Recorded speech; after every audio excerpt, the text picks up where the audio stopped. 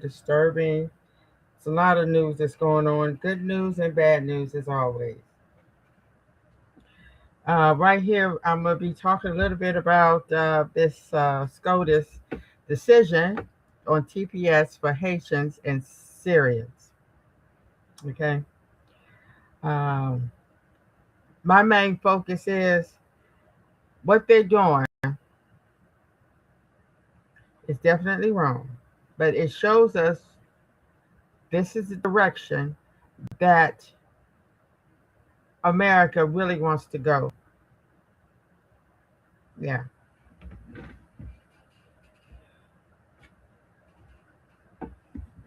They're going to do everything possible. They're going to start a civil war. This is just my analysis.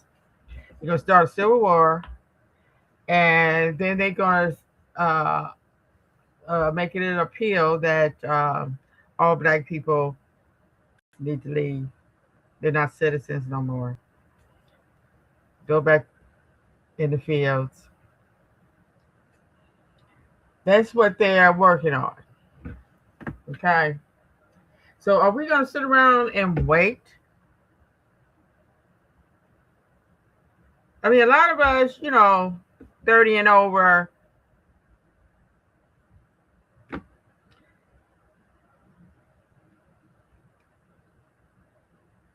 they really are going after our children. They they look at us like, you just wore out. But these young ones are getting up in age and they're figuring out things. They're becoming business owners. They are being rich. You have some black people out here that are billionaires. You have these, they call them thugs. You got these rappers that's getting rich. You got these young ones that are out here becoming mayors and attorneys. And so, they're really getting scared because their weakness is showing. They've been hiding behind those guns, but now we got guns too. Okay. And I think it would be a good idea for us to just go now. Go to Haiti, Liberia. Get out of this United States of chaos. Let these Europeans feed on each other, because that's what's going to happen. Once we leave, who they going to have to fight? But each other on a large scale, because they are already doing that. So, and this is what they're doing. Now, if they could get their own way, they would have all Republican few SCOTUS. Other developments in Haiti, they were here from 2010 onward. Their status has expired. Now the court has said this can force them all to leave the country. And see, that's what they do. They always put a timetable on everything, just like they have to renew those voting rights all the time. And then they say, well, yeah, you can come over here, but it's only good for 8 years, 5 years, or whatever. And then they're going to kick you out. You done been over here all this time. You done established stuff. You done raised kids. You done got businesses started. Now they saying, oh, well, you got to go back to Haitian, even though you might be going back to a rough place. Like they said, some of them here because of, they had those bad earthquakes over there. We need to help each other. I don't care what where you're from. Temporary status is revoked. It's a humanitarian in many ways. It's a very personal tragedy for people who have lived here for a long time with no path to citizenship. But this was a bright line in the culture wars, and the Supreme Court, in a 6-3 opinion, authored by Justice Alito, your neighbor, so you can go check the There you flags. go, checking the flag tonight. Has ruled this is the worst outcome. I'll tell you, Steph, the hope had been that the court might, for instance, say the administration could end TPS in this case, but that there could still be judicial review. They've foreclosed judicial review, apparently. Madame Rubin. Well, one of the things that the court is saying is they have foreclosed judicial review with one exception, and that's if you articulate constitutional claims. Can I pause? Yeah. Say that. Explain that. Speak to me. In New Jersey. I'll speak to you in Southern California, where I'm from. There you go. So you can't go to the court and complain that you don't have temporary protected status anymore because they say the statute says you can't go to courts to overturn that decision unless you have a constitutional objection. And here the Haitian immigrants said, look, your ending temporary protected status was motivated by race. You did this only because you had racial discrimination in your heart. And to that, the court says something that I think is really interesting. They say, look, the Haitian litigants here gave us a bunch of examples of things that people in the administration said about Haitian immigrants and Haitian refugees that would have scandalized us. This is the majority's language, would have scandalized us just a short time ago. But whatever you think of these statements, they're insufficient to show that this administration was doing so. Why?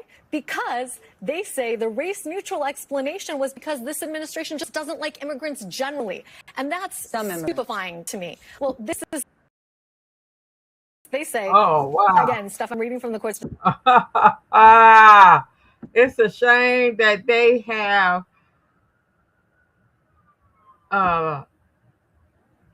put upon themselves the right to say who's immigrants, even though they all immigrated from this country.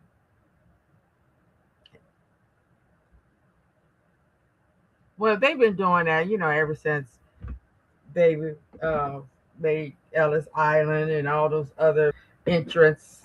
So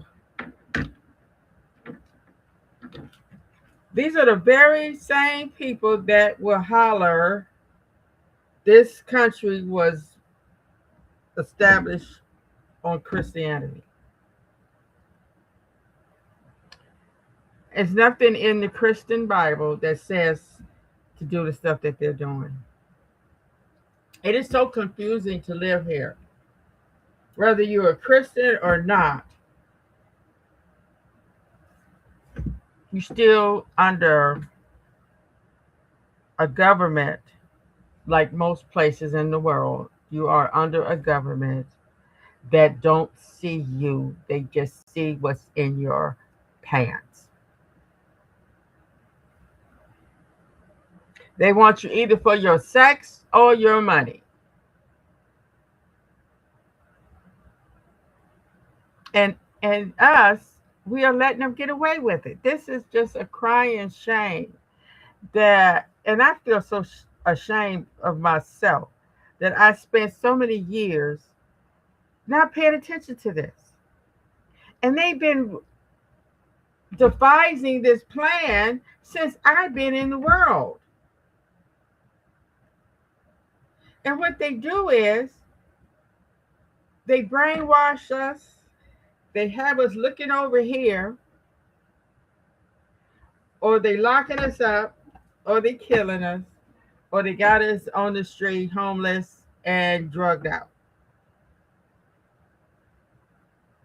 And then these other, people that slip through the traps and become lawyers and politicians and all that, they get sucked in because they can only do so much. They can only do what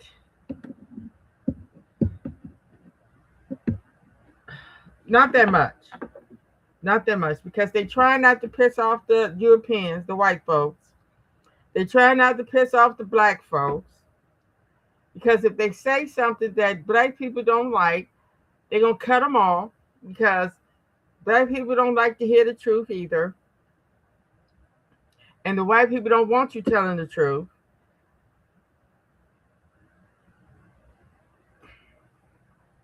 It's rough. Decision. that they've identified, meaning the Haitian litigants have identified a Don't like strong immigrants. race-neutral They immigrants explanation themselves. that this present administration has a stance on immigration and an antipathy toward past administrations' TPS policies, meaning they're hostile to the fact that the Biden administration wanted to make this country more welcoming to people from Haiti, from Syria, from a number of other countries that were suffering humanitarian crises. And that combined with their general preference against liberal immigration policies. And I'm gonna tell you another thing.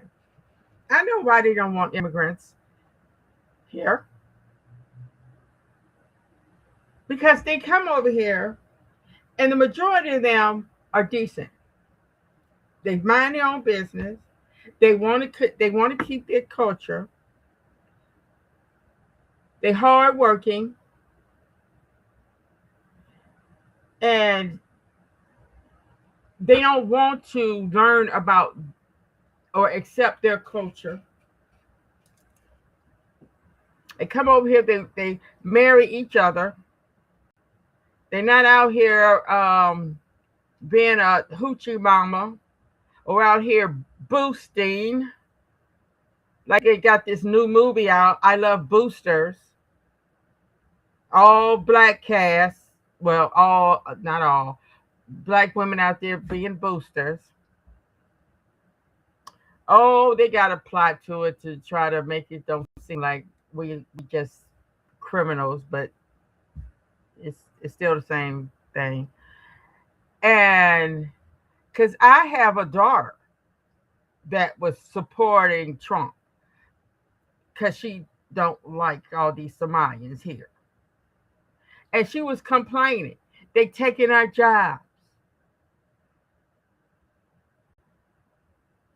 They're starting businesses. Everybody have businesses out here.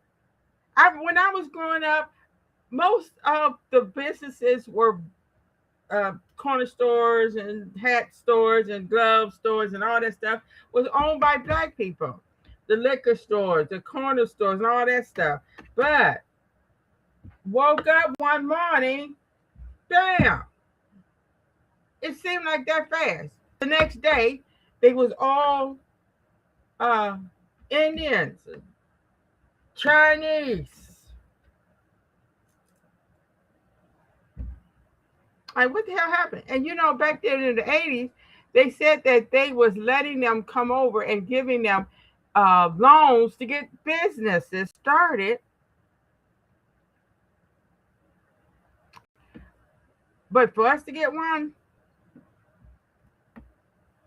it was hard. It was difficult. And over time, they started having these grants and stuff for black people, especially black women, to get businesses started. But come on. We ain't got time to waste. Because they sent the factory jobs overseas. So that really tore a hole in our finances. And then they let these foreigners come in and take the businesses. And then, crap.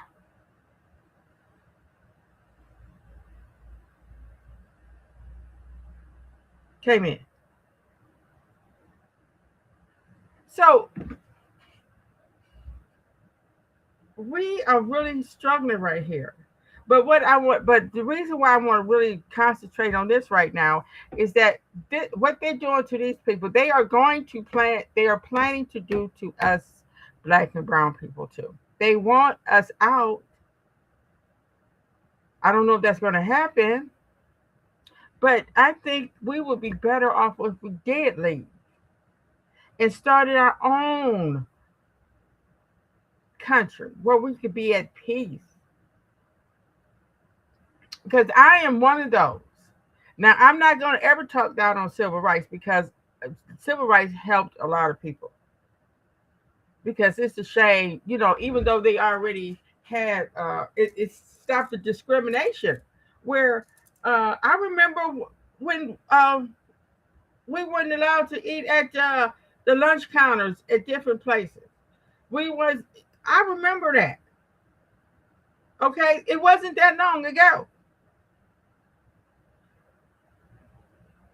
Even though I was 3 years old when Dr. Martin Luther King got killed, I still remember that it was certain places that we didn't go after dark. And we accepted that. It changed a little bit. But what I'm saying is they've been trying to take us back to Jim Crow, or maybe back to slavery, ever since civil rights was passed, the voting rights was passed. White people actually didn't want black people voting. They didn't want them working in certain establishments. And they didn't even want us drinking out the same water fountain. Come on now. Come on. That wasn't that long ago. Now they got this. They put this criminal in office, and all those his criminal buddies. And they got the Supreme Court on their side.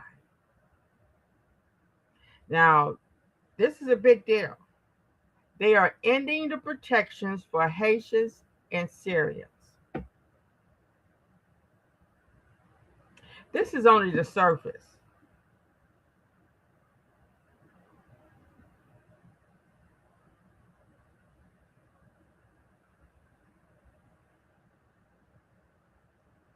Pretty soon, they're going to want us. They're going to start a civil war, and then they're going to have a law made to take away our citizenship and going to deport us.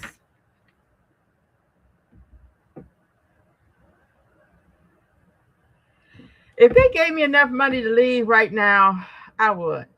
But I don't have the money.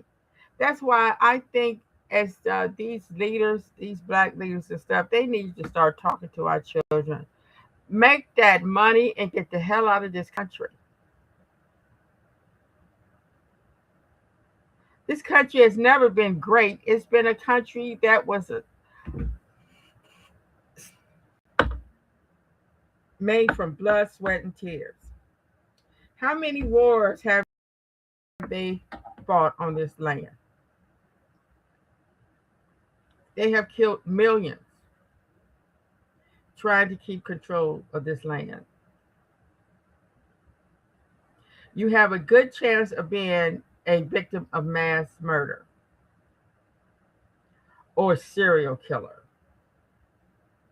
or a rapist or a racist just want to kill a nigga tonight.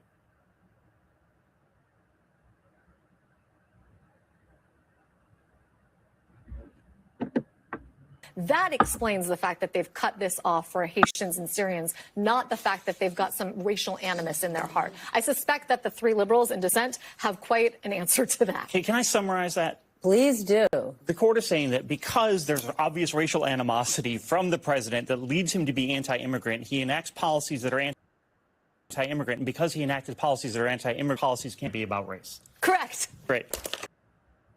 Thank you. You bet. You know, reminded of a case my husband once tried where his client, a civil case, was accused of discriminating against women. And the defense was, our client, he's not just a jerk to women, he's a jerk. So it's okay to hate immigrants. Joining us now, Melissa Murray, former law clerk to justice, along with Leah Littman, law professor at the University of Michigan and the author of Lawless. Leah and Melissa, both co-hosts of the Strict Scrutiny podcast. And they call it immigration. So with Flores, founder of Hearing America's Promise, HHS official House advisor, the Obama and Biden, along with Amanda Carpenter, writer and editor at Protect Democracy. Melissa, what is at stake with these rulings? Well, everything is at stake in these rulings. As Justice Sotomayor said in her dissent here, this is absolutely catastrophic and consequential. More people will die at the border. This is part of a bigger trend, Alicia. Over the course of the last week, the courts issued a number of rulings. They all amount to one basic thing. Regardless of whether Congress has enacted statutes that provide certain legal protections for various groups, those protections are effectively nullified. And Hitler, Mussolini, Stalin, Hitler, all of those killed thousands of their people. Okay? See, they can't do that over here. So they're going to kill the immigrants. And they stopped the USDA. So that's killing thousands. They killed thousands with this war in Iran, and they killed those voters. So it's all about looking up to their hero and killing as many people as they can. They don't care about these immigrants over here killing U.S. citizens. That don't matter, because that don't even happen that much. We are dealing with bloodthirsty people. You see all of those Republican justices, they mostly bloodthirsty too.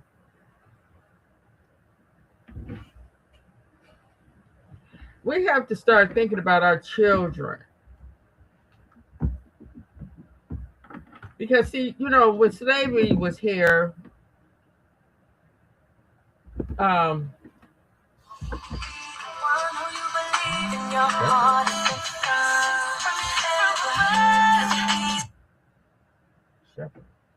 don't know who that is. They couldn't do nothing, because even if they did, and we don't hear enough about all the stuff that they did. We don't hear that much about all the revolts and stuff that went on, because they don't want us to get no ideas that we can be strong like that. But we could do something. They didn't want to do what Marcus Garvey said to do. Get those boats and get out of here. But we're going to cruise.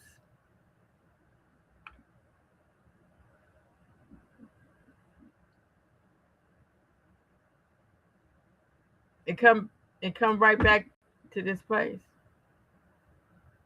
Just like all those black people that worked, that fought in those wars, come back to the United States, and they can get hung anytime in their uniform.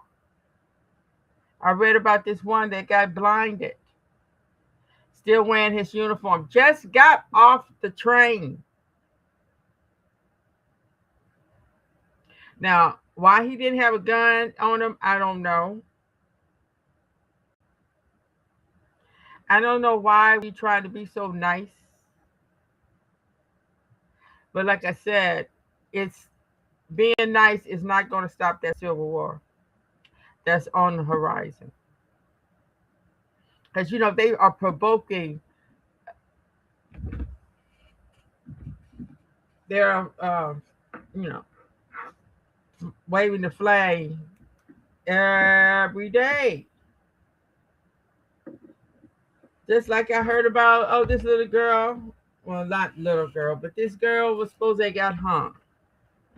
This was like the second one, second 2 or 3 this year that was supposedly hung by suicide.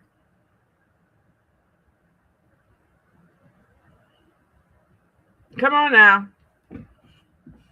Come on now. Who's going to tell the truth?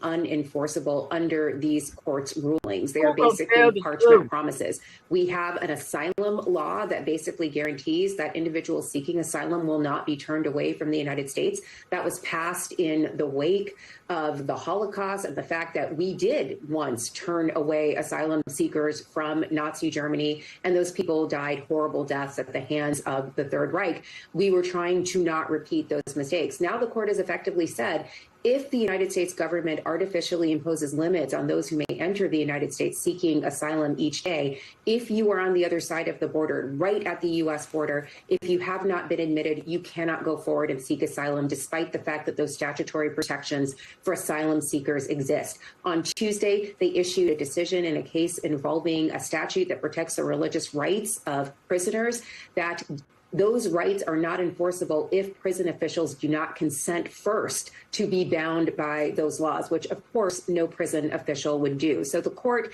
is taking these protections that Congress has provided and effectively nullifying them and rendering them unenforceable. Andrea, the TPS decision that we're talking about, to protections for Syrians, for how long before it affects those who came here? Have a big panel to break all this down, but we're going to begin with MS Now legal affairs reporter Fallon Gallagher. She's out.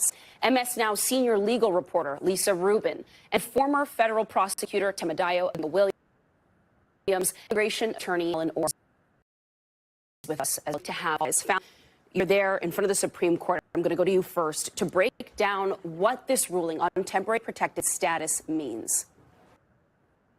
Yeah, Antonia, this is the worst case scenario for TPS. For Supreme Court here today is clearing the way for the Trump administration to end the temporary protected status for more than 350,000 Haitians and Syrians. And I want to remind you that these are not people who came here illegally. These are people who are here under protected immigration status because it is unsafe for them to live in their home countries. Now, this is a 6-3 ruling along ideological lines. Alito wrote the majority and wrote the dissent. And basically what they're saying here is that there is no judicial review for the terminations of non-constitutional claims. Now, that means that the court actually can't decide. No role for the court to decide if the Trump administration can terminate these types of claims. But there was one constitutional claim in this case, and these TPS recipients are that the Trump administration was trying to terminate these programs on racial grounds. Now, they pointed to statements that the president had made about Haitian, then Secretary of Homeland Security Kristi Noem had made, and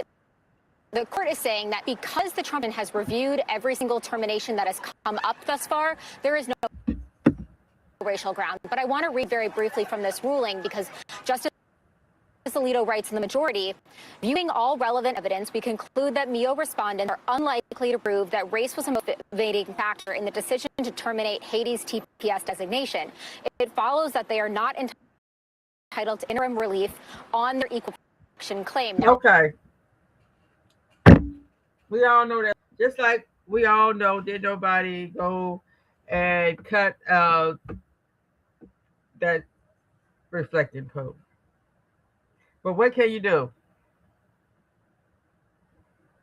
Are we trying to be a victim to this tyrannical government? You know, even when Biden was, all the presidents that I have been under, which have been, I can't remember, 6 or 7, I don't know, but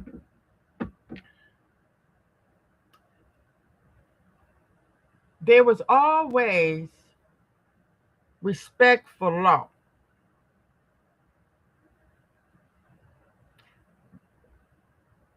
Now, I made a video earlier that the South is rising up again, and that's exactly what's going on. Now, if anybody go South, it's like a whole nother country.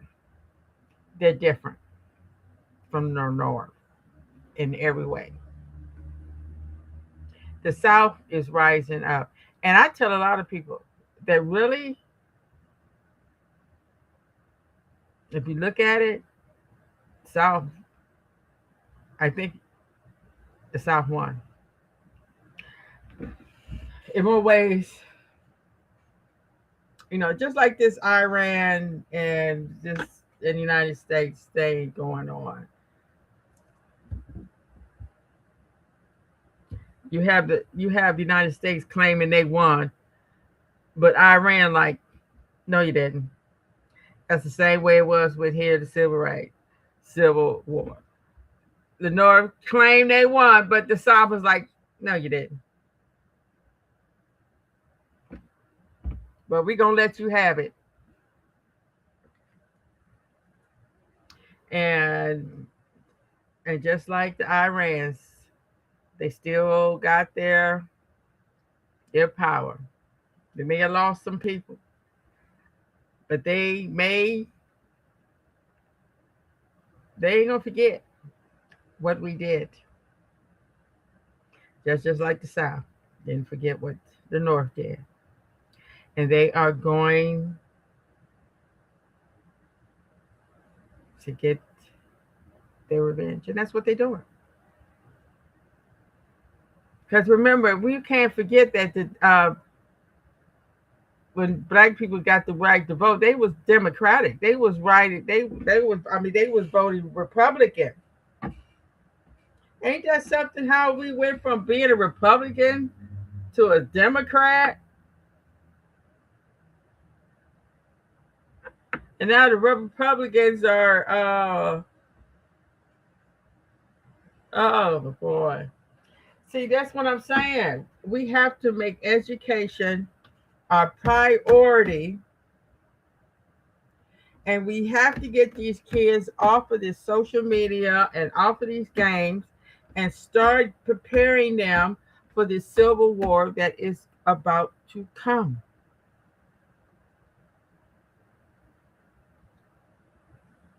Because if we don't,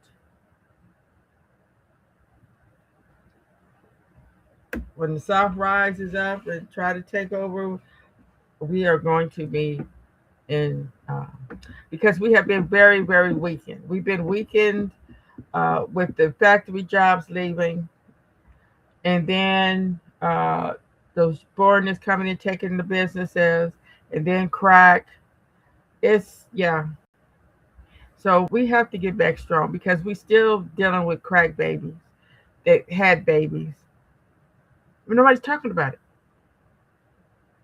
And I'm so tired hearing these Republicans always talking about these blue states. Y'all don't see the red states? I know it's just talking points. And the talking point is that the Democrats do not like America. Remember that. It's a talking point. All right, you guys. Thank you for listening. And you all have a wonderful day. I'm just saying, read Marcus Garvey. We're going to have to, start heeding his words.